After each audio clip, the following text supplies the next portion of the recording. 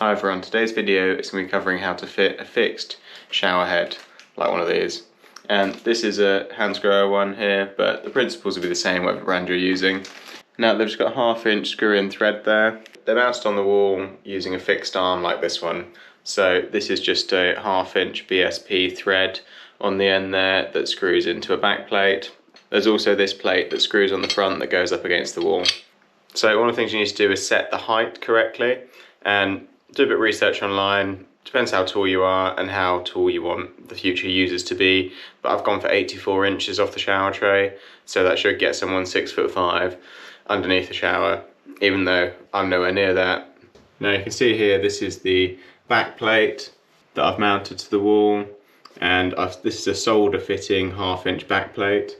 There are compression fitting types you can use as well, but solder, you're just reducing a number of joints in the wall. Now I've just screwed this into some chipboard. This is 22mm chipboard, 2 layers of, and that's screwed into the wall and screwed into the studs on either side. And it just means it's got a really secure fixing. And then I've done, I think these are 60mm screws going through here. So this is not going anywhere because it's going to have quite a bit of weight on it in future.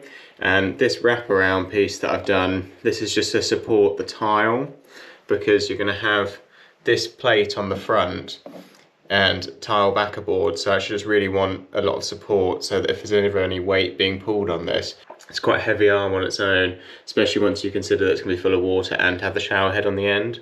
So there's a cap in there at the moment just to stop water coming out, obviously, because it is live, but that will screw into the front. Now, one of the things you've got to do when you're installing these is working out the depth, how far it is going to come out of the wall. So you've got to think about what you're going to have on the wall. So I'm using 12mm tile backer board and then a 12mm tile. So I've just got a piece of blaster board and a piece of the backer board here to represent that. So you can see there, once the backer board is on the front and then you've got a tile and a little bit of adhesive on there, this will be just behind the tile.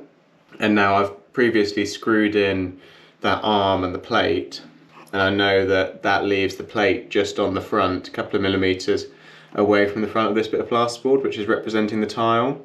So I know that that's the perfect depth for this to be. Now that's the most important thing to work out when you're doing this, because if you get it wrong, you're gonna have a bit of a problem when you come to fit the shower once you've done your tiling.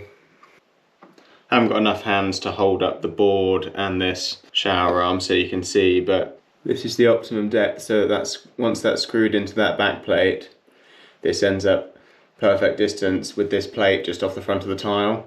Having put this additional piece of wood behind as well, it gives somewhere for me to actually put these screws into, rather than just going into this void behind. So the screws that go through this plate will actually have a fixing into the wooden plate behind. Now that was just a brief video on first fix for a fixed shower head, but any questions, stick them in the comments below and I'll do my best to answer.